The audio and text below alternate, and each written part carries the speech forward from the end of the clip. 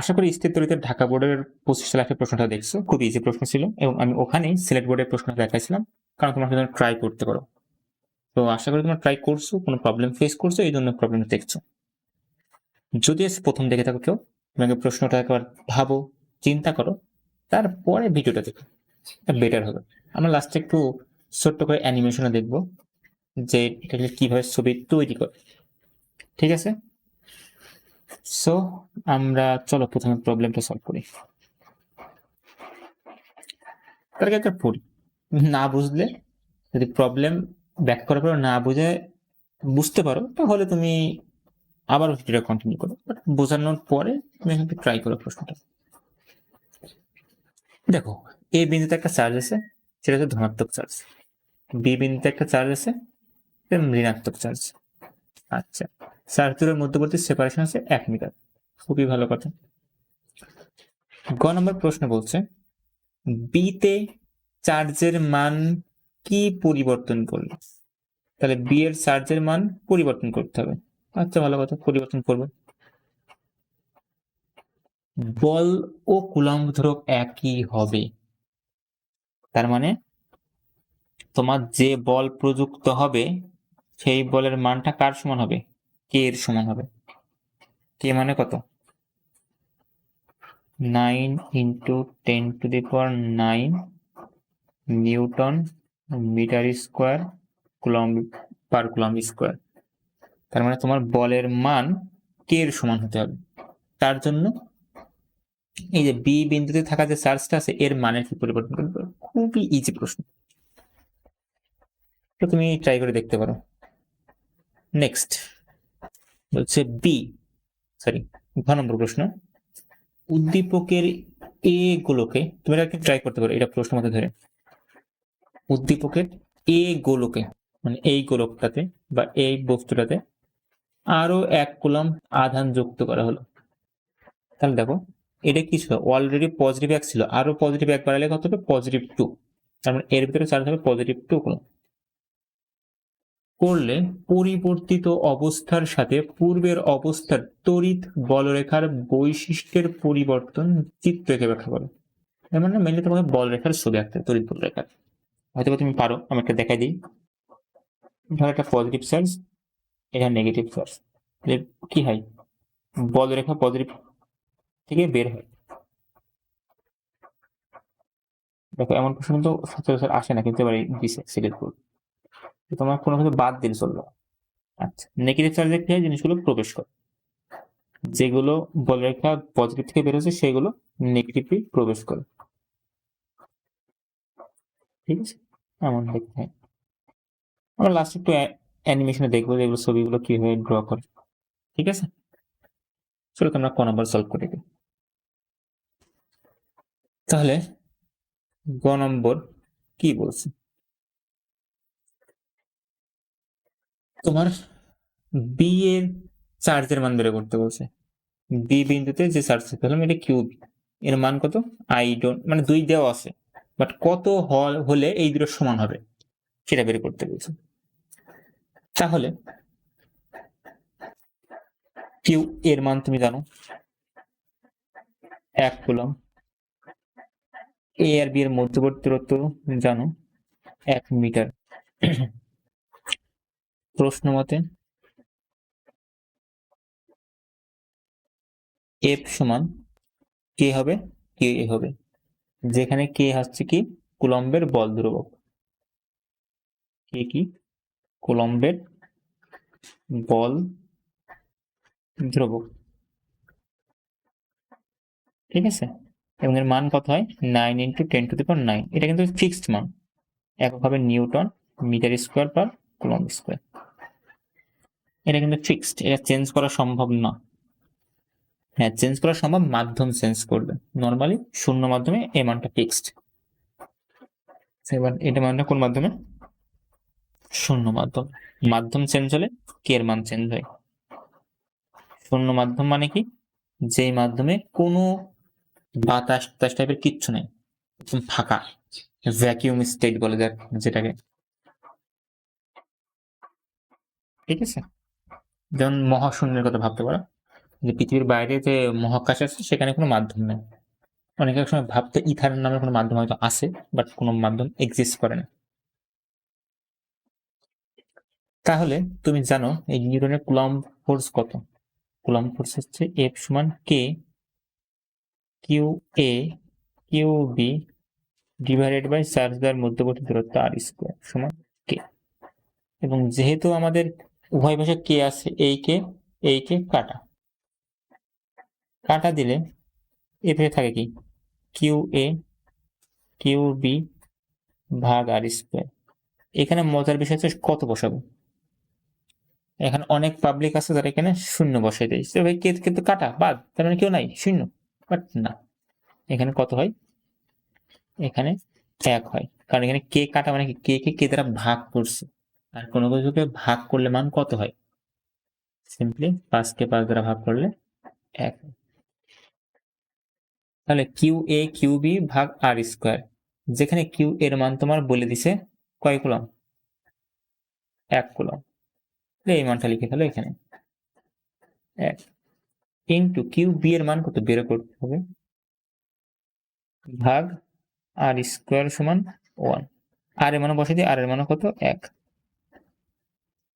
তাহলে কিউবি কে কিউবি 1 দিয়ে গুণ করে যায় আসে না, আবার 1 দিয়ে ভাগ করলেও যায় আসে না। তাহলে কিউবি এর মান কত হবে? সিম্পলি 1 করলাম। তুমি আশা করি ক্যালকুলেশন করতে পারো, এটা খুবই সিম্পল। কারণ 1 এর স্কোয়ার করলে কত হয়? 1 হয়, এখানেও 1 আছে। তাহলে কিউবি কে কিউবি, তাকে 1 দ্বারা ভাগ করলেও কিউবি থাকবে। তাহলে কিউবি সমান এই পাশের 1, অর্থাৎ কিউবি সমান কত? কিউবি সমান 1 কুলম। মানে অবশ্যই বি বিন্দুতে যে চার্জটা থাকতে হবে তার মান কত হওয়া লাগবে? 1 কুলম হওয়া লাগবে। ওকে,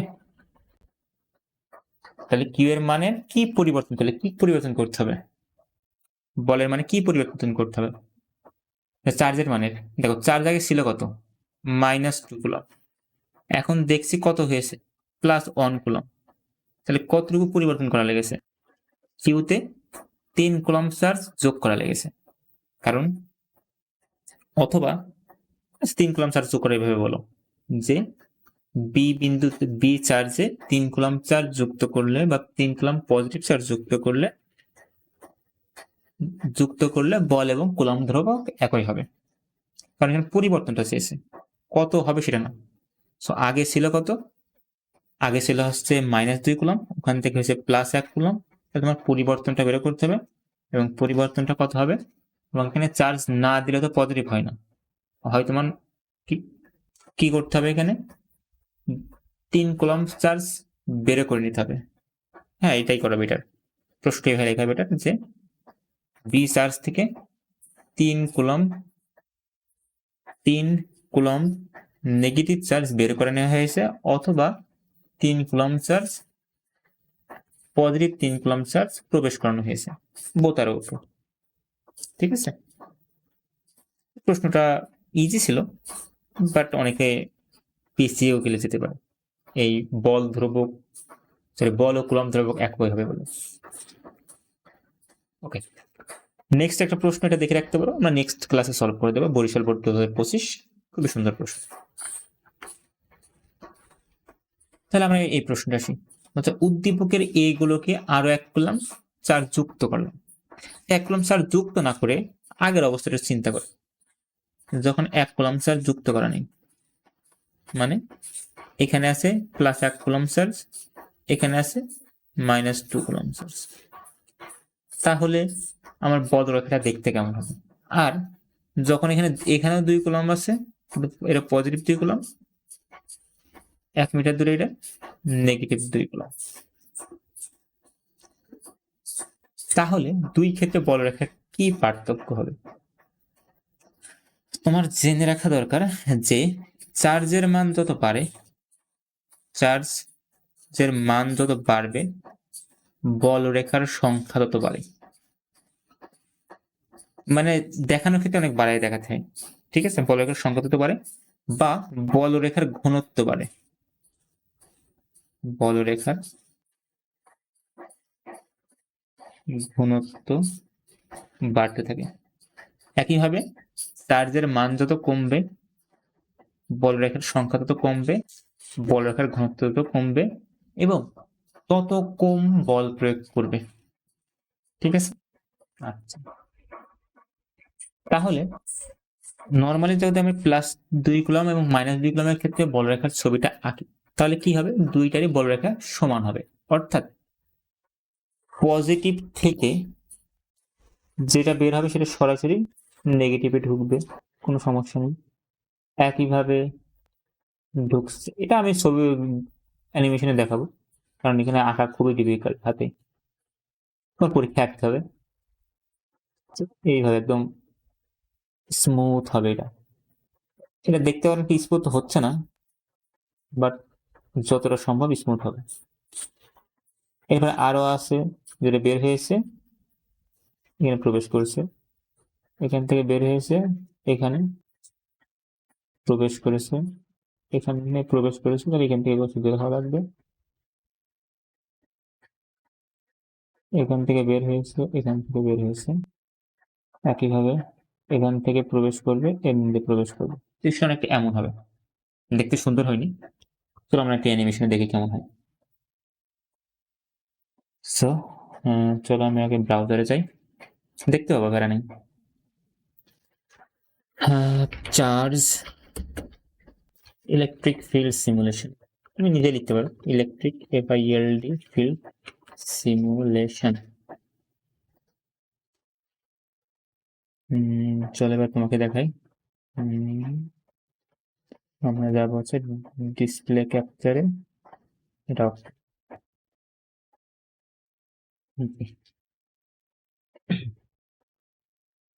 তো আমরা প্রথম ওয়েবসাইটে আসছি,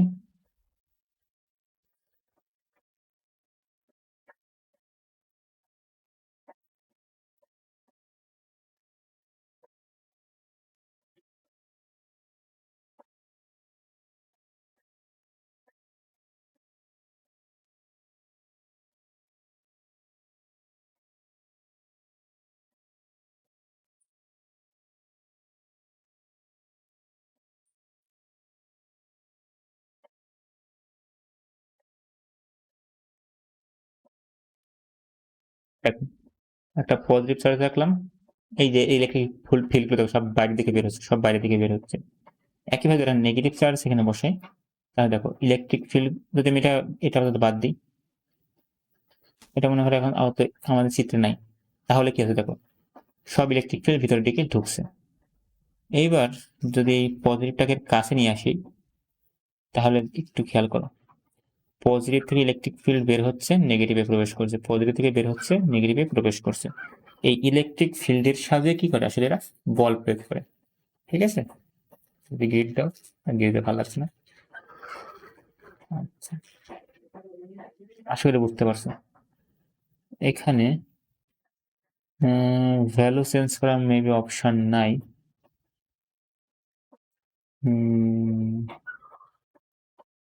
এখানে ভ্যালু চেঞ্জ করার অপশন নাই, এখানে আর একটা রাখি, এখানে ভ্যালু চেঞ্জ করার অপশন আছে, আমরা আর একটা ওয়েবসাইটে ঢুকে এটা কেমন, এটা কেমন,